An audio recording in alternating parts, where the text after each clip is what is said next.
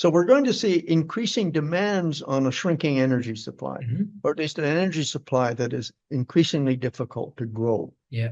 Now, having said that, again, uncertainties. Look at what Trump is doing to get a hold of Venezuelan oil. And we know that there are other places in the world that have vast supplies of shale oil, so-called tight oil and gas, that hasn't been economically feasible to extract. But in desperate circumstances, it may be.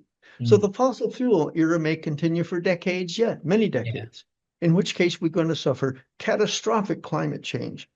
So no matter how you cut this cake, we're going to either succumb to an energy deficit and the system must implode because levels of consumption cannot be maintained, which, by the way, is hugely problematic for cities.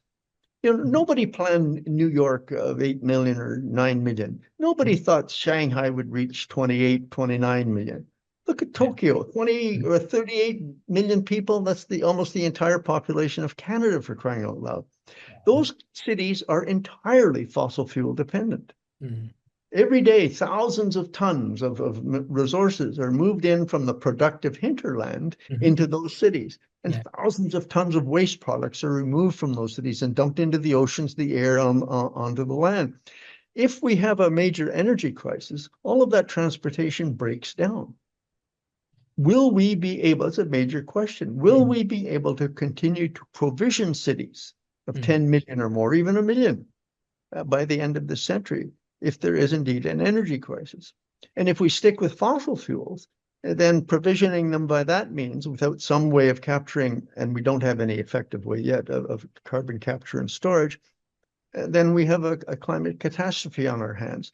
So again, all of these things point to major difficulties as a result of excessive energy and material consumption on a finite planet, which has limits to growth.